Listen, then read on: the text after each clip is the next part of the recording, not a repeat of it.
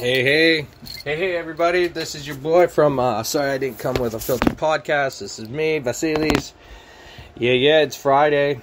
You all know what that means. It's the weekend. So, just canceled that one. I'm going to try it again. There we go. I'll record another intro for my podcast on my YouTube channel. So, anyways, let's jump into the mix. It's prediction day. And yeah. So tonight's the Dodgers game. Yes. Let's go Dodgers. I can't wait. Take these freaking Giants out and win that series and move on and get to the World Series and win a World Series title again. I am so psyched. I was watching a little bit last night of the World Series baseball here. It was Astros again. I don't know how these guys keep making the playoffs. I really seriously do not know how this happens. I gotta switch up my glasses because I'm gonna get frustrated and pissed off and annoyed. And I'm pretty sure I got my fingerprints on this. I'll be alright. I can see. I don't understand how these guys get caught stealing signs, stealing everything. I still don't understand how they keep making the playoffs, but they certainly do. And minus George Springer, so whatever. I'm just happy the Blue Jays got George Springer. Let's go with that. All right.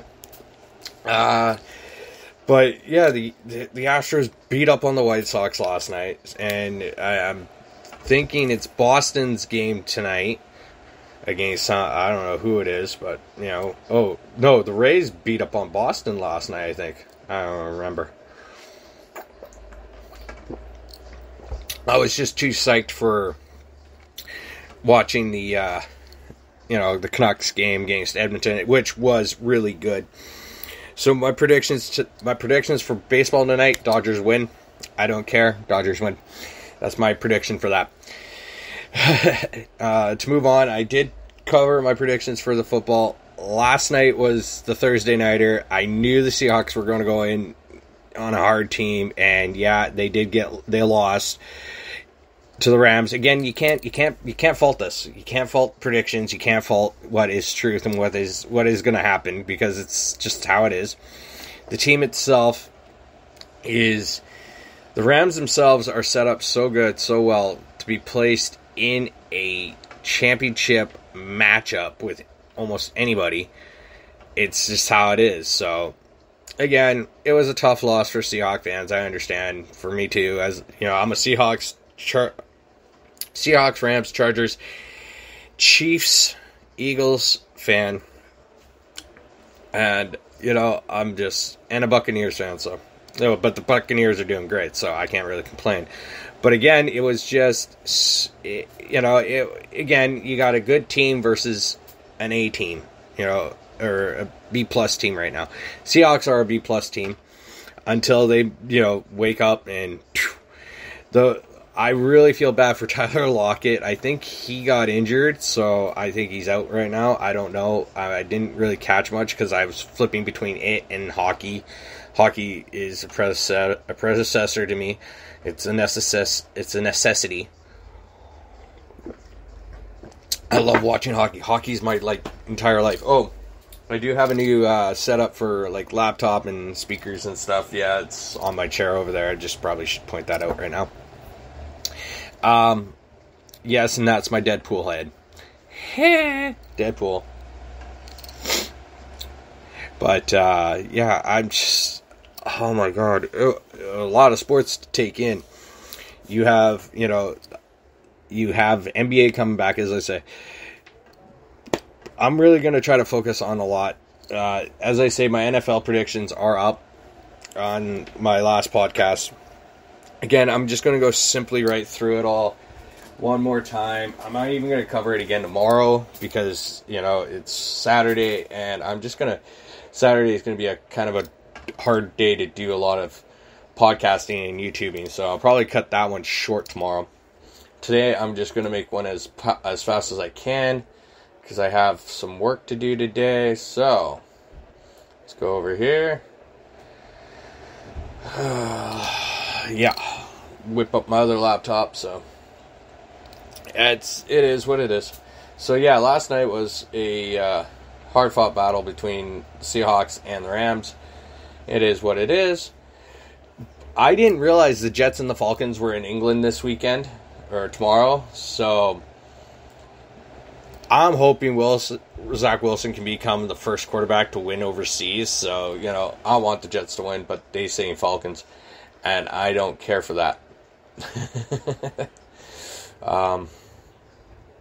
As I alluded to, Patriots are going to take out the Texans, the Buccaneers are going to take out the Dolphins, Panthers are going to take out the Eagles. So basically, Titans are going to beat the Jaguars, and Vikings are going to beat the Lions. The Packers are going to beat the snot out of the Bengals, and the Saints are going to kick the shit out of the Washington football team. Yesterday they had favorites Pittsburgh over Denver. Now it's Denver being favored. See, I knew it. They're going to beat Pittsburgh. I know it. I wouldn't be shocked to see Chicago, as they say, the Bears are going to beat the Raiders. And the Chargers, of course, are going to beat the Browns. The Cowboys are going to beat the Giants. The Cardinals are going to be insanely good this year, so they're going to beat the shit out of the 49ers. Chiefs and Bills, as I say, I'm not even going to touch that one because I know the Bills are going to probably win it. I would love to see the Chiefs. They say Chiefs, but, And then the Monday Nighter, it's the Colts and the Ravens. Well, how I look at things and how I really pay attention to things on what it is, it's kind of crazy. So it's the Giants and the Dodgers tonight. I'm picking the Dodgers. Red Sox versus Rays. I'm pretty sure the Rays are going to beat the shit out of them, the Red Sox. The White Sox versus the Astros right now. It's probably the Astros winning. Who gives a shit? Braves versus Brewers. Here's another. I would love to see the Brewers beat on the Braves. I'm sorry. I just do. Apparently, some people are speculating on NBA rumors right now of Kyrie, Dame, and Beal, Simmons, and Fox in one trade. So this is kind of weird.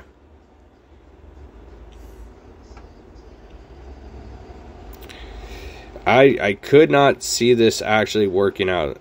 The trade would send Damian Lillard and Bradley Beal to the 76ers. Here's one scenario.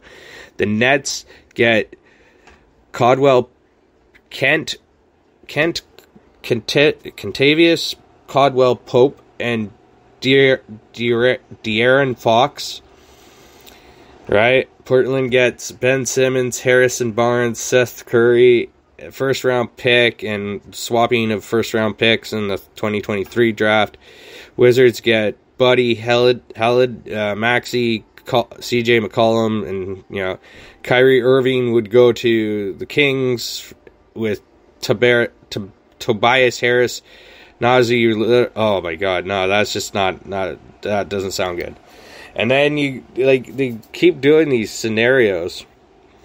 76ers would receive Damian Lillard and Bradley Beal, but they would lose Damian Lillard and Bradley Beal. Yeah, that's what they would receive.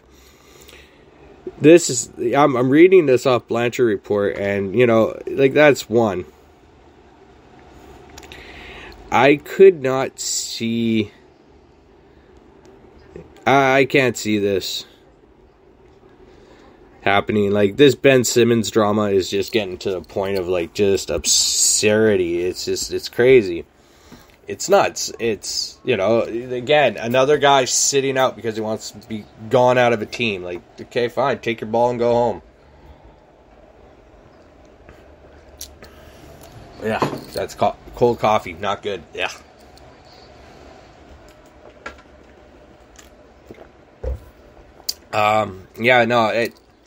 Like I said in my previous podcast, you have agents. Let them deal with this. You show up to camp. Don't matter if you don't like the team, don't like the guys, don't care. You got some personal issues, that's your problem. I don't know how it is everybody else's problem, but that's your problem. So maybe, grow a set of balls and do something. You've, overpaid people. Some people are so overpaid in athlete sports, it's unbelievable, and it's just ridiculous. It's stupid. Now I'm going to flip over to the pro wrestling before I go into the hockey. Hockey. Pro wrestling, yes. We got Rampage tonight, Sky Blue versus Jade Cargill. CM Punk versus Daniel Garcia. And I think there's another match on Rampage, but I'm not 100% sure. There's usually like one or two more. The two I'm looking forward to is my favorite, Sky Blue. She is fantastic, amazing. She's a gorgeous female wrestler. Very talented, very good on the mic. Superstar in the making right there of the female division, of a woman's division, you know. And that's cool. I love that. CM Punk, he's going for his like third match. He's going to he's going to punk out this guy's ass and he's going to beat his ass. Tonight we got the first rounds of the King of the Ring and Queen of the... I'm just going to call it Queen of the Ring because I don't even know what they're really calling it. So, matches tonight on Friday Night SmackDown. And then I think next week or the week after is the Crown Jewel pay-per-view. But again, that's... I don't know. I don't pay attention to Crown Jewel. Like, as I say, it's not in North America stuff, so I really could care less about it. It's not really what I would consider something I'm very uber excited for. It's not really a great venue to be in when you have all this crap going on in the world and you got so much other crap. So whatever, that's Vince. It's money. It's about money. So it's not really about politics. It's about money. Money talks, bullshit walks, as I allude to. There's still more, Impact Wrestling is still pushing towards Wyndham Rotunda, aka Bray Wyatt, and Adam Shear, aka Braun Strowman. They're trying to get these guys signed for Bound for Glory. I believe that's next weekend, Bound for Glory, Impact Wrestling.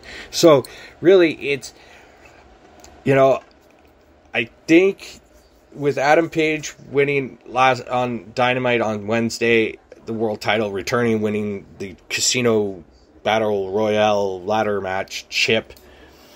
And, I've heard a lot of speculation on that. AEW is doing so well. They don't really need to sign any more people.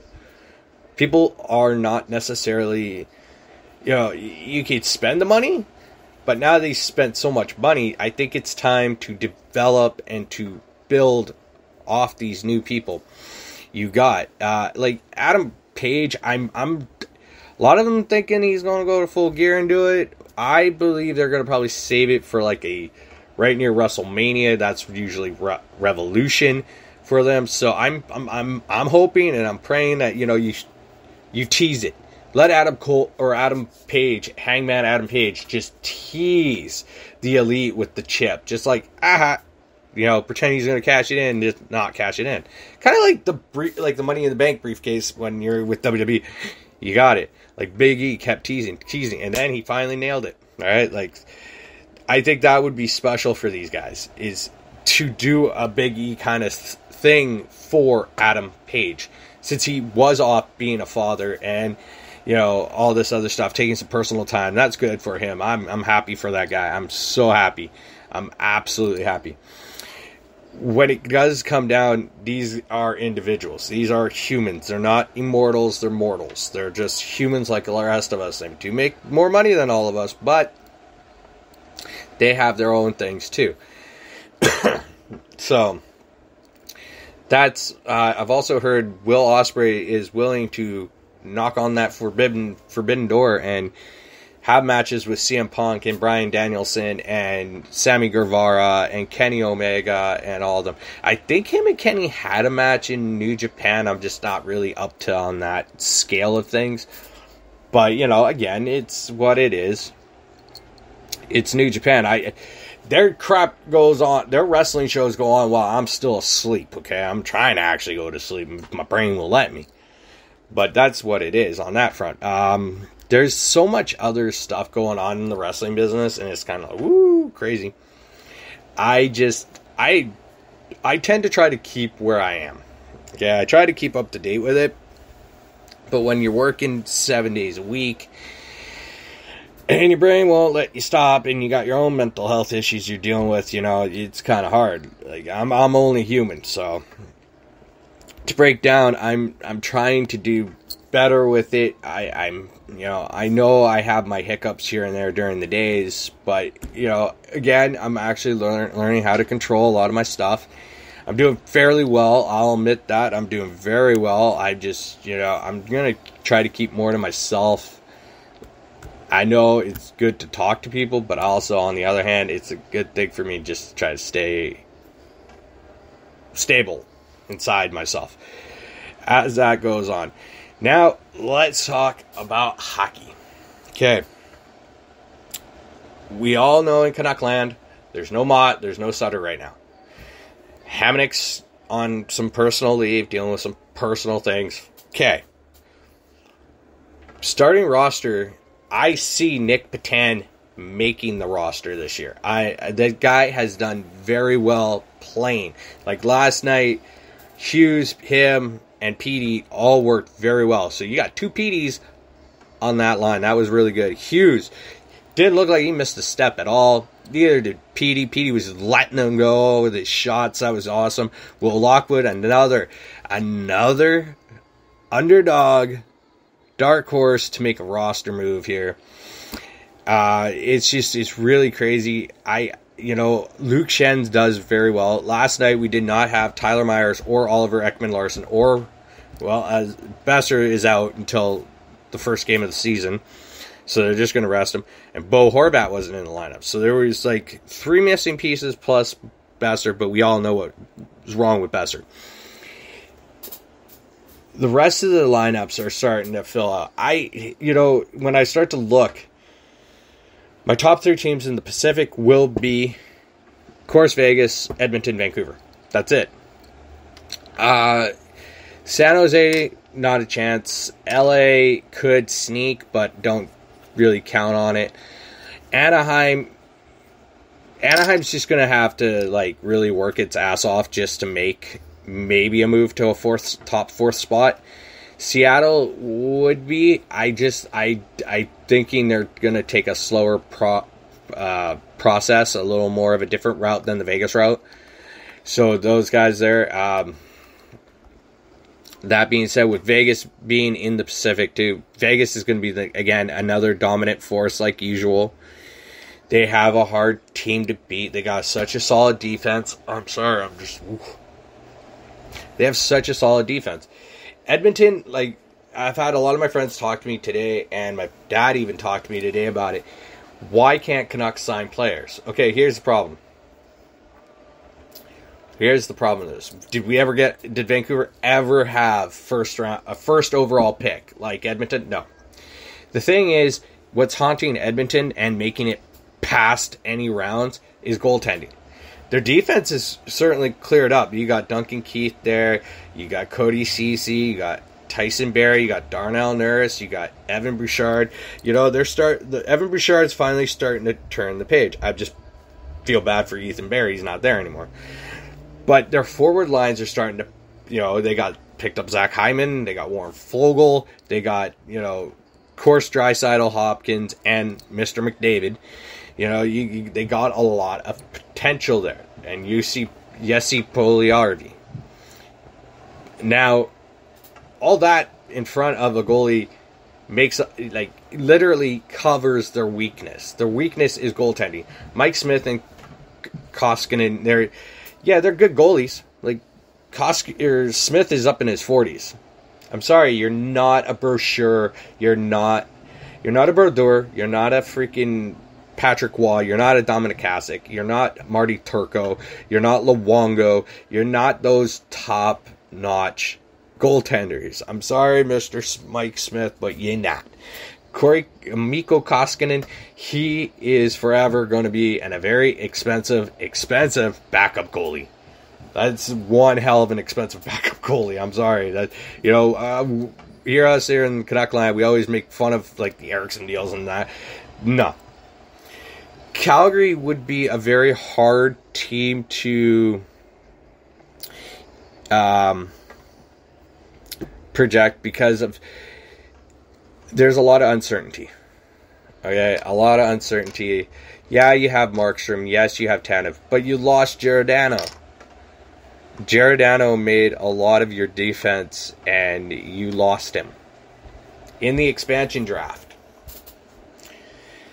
You know that a pillar. You move a pillar off your back end, that's going to make a massive difference. And what everybody saw with Calgary beating Vancouver in the preseason, that's whatever. As they say, preseason victories are moral victories. They don't count for anything come regular season.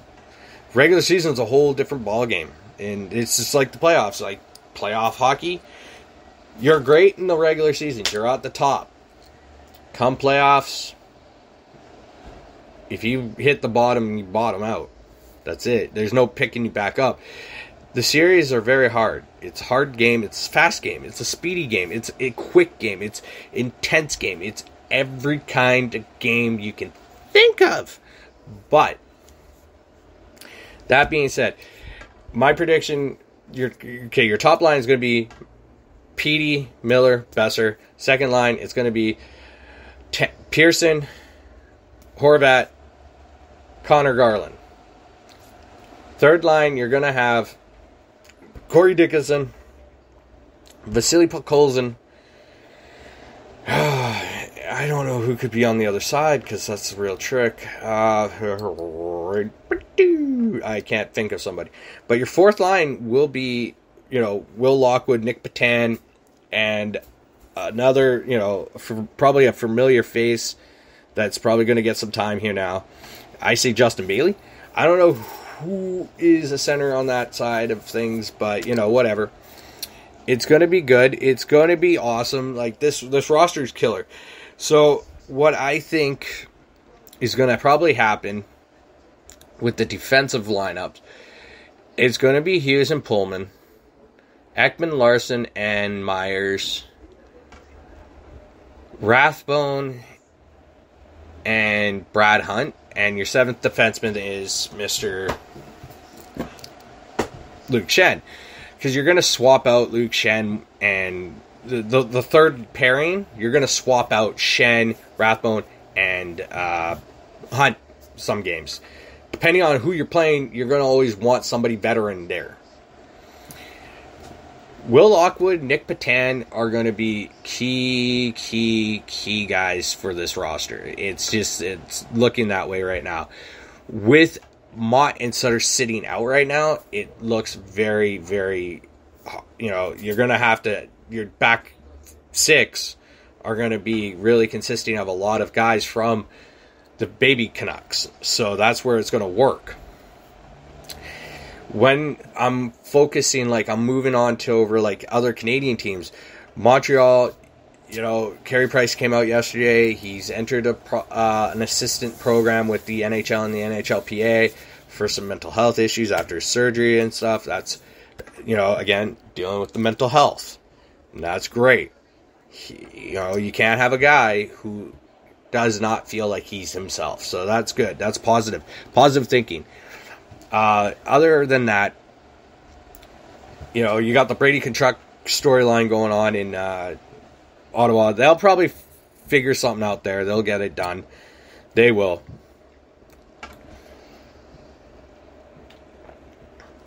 Apparently, the Jack Eichel trade front looks kind of confusing. I'm not even going to report on that. That's just totally confusing. Winnipeg Jets, again, when I go to, say, the other side of the West, Winnipeg is in there. Colorado is going to be in there.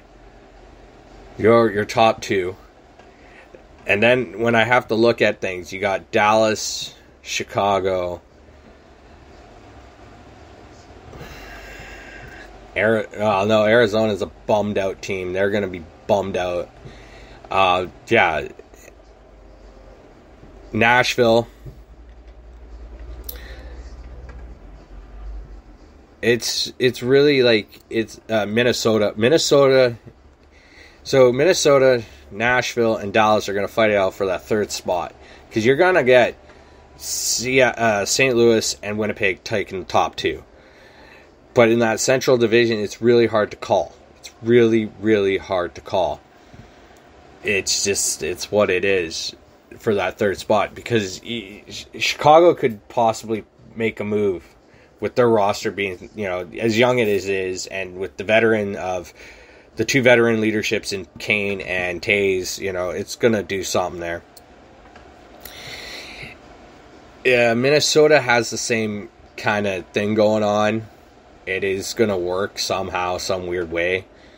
And you go and look at Nashville. Nashville, it's got its ups and downs on its roster. They will not have, though, their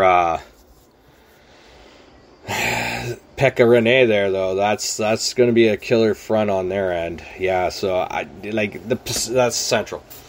If I go and look in the East is like the epitome of hard, like NHL. I'm just going to look at the NHL standings, okay? This is how I have to go because I'm so... bleh. Okay, so your Atlantic Division, as it is... Okay, so Tampa's going to be in the first spot. Boston's going to be in the second spot. Toronto's going to be in the third. Montreal's probably going to be in the fourth. Detroit, or no, well, no. I say Panthers are going to be in the fourth spot. Montreal, Ottawa, and Red Wings are going to finish in the bottom. The Metropolitan Division, though, here's how I have to see this. It's going to be the Penguins. It's going to be the Capitals. Most likely the Islanders. And then Flyers, Rangers, Blue Jackets, Devils. That's how I see that front going on. And then in the West, as I say, okay. So yeah, St. Louis Jets are the top. Colorado takes third. Dallas takes fourth. Chicago takes the fifth spot. Wild takes the sixth. Seventh spot goes to the Coyotes. And with the Pacific, as I look at, as I say, it's going to be Vegas, Edmonton, Vancouver. Followed behind with Calgary, Seattle, LA, Anaheim, and then San Jose. San Jose is going to really feel the wrath of how this hockey world's going to be, because they just don't have the quality right now. They don't have the quantity of players that they used to have. They don't have those guys anymore because they've all aged out, or they've left, like Joe Pavelski left. They have Joe Thornton there still, Logan Couture, Brett Burns, Pierre Vlasic, I'm just going to say Vlasic. They got a lot at Timo Meier, Thomas Hertl, those guys, but those guys are starting to age. Those guys are starting to get older, and it's really beneficial when you start crapping the bed, just so you can pick up picks. And to me, the picks need to be there. So that's what that end is. The whole spectrum of this season, those are going to be my picks. Come December, I'm going to probably switch them up. And during the season, I'm going to switch up too. But to finish where I say they are, that's how it's going to be, really, because that's how it looks. Just based on the moves, the team development, the way the team is, and how it's built. If and when we get to the playoffs and Edmonton is in the playoffs, Edmonton is not going to make it out of the first round. If they do make it out of the first round, the second round is not going to be any easier, because you're going to face guys who have more talent, more aggressiveness, and a proper goalie system. Edmonton needs a goalie, and you can't really rely on Smith and Koskinen. And I know Kenny Holland is being, Dave Tippett's boy is Mike Smith, so it's like, catchers beware, catch 21 kind of shit. catch-22, whatever you want to call it. It's fucked. So that's how I see it right now. As I move forward onto this, it's really, in the sports world, people also, when they say, well, why can't Canucks afford players? Why can't this team afford players? You have to look. Sometimes money speaks louder than whatever. So if somebody's going to toss you $45 million over an 8-year deal, you're going to take the $45 million. If somebody's going to offer you, say, $23 million for 3 years, you're not going to take that one. You're going to take the fucking 8-year deal because you're getting paid $45 million plus signing bonuses. So, with the Canucks, I've always come to expect that. Don't ever expect big names coming here. Like when Evander Kane became a free agent, oh, we could get Evander Kane. No. John Tavares, no. The one I would have mind was Matthew Barzal. He's from Coquitlam. That would be a good pick. That would have been a good signing right there. Perfect. Always try to get younger, not older. Tavares, since he's been in Toronto, yeah, he's had a few good seasons, but Toronto hasn't really done much in the playoffs. You know, look at the Islanders. After they lose him, they made the playoffs every year, and it's like they keep going. Like, they never missed them. So that's kind of how this works in this whole spectrum. Big names don't necessarily mean big returns when it comes to the playoffs. Playoffs, okay, regular season is regular season. Playoffs is what every team wants. Everybody wants playoff hockey because A, you get ticket sales, B, you get merchandise sales, and it's just how it is. The longer you go, the more revenue you get from TV revenue and ticket sales and merchandise sales, the longer you go into the playoffs. Most of the time, you see some of these teams get quickly wiped out, swept out of the friggin' playoffs. That's because, fuck, you're 1 minute good, next minute you're dead. That's how I see it. But anyways, I will have a new podcast come up tomorrow. It will be a quick prediction, quick fantasy draft thing going on. And yeah, I will recap Friday, the 2 Friday shows of Impact or Rampage and Friday Night SmackDown and all that other good stuff. And enjoy today, and enjoy the weekend. And I will see you guys again tomorrow. And yeah, again, have a great weekend.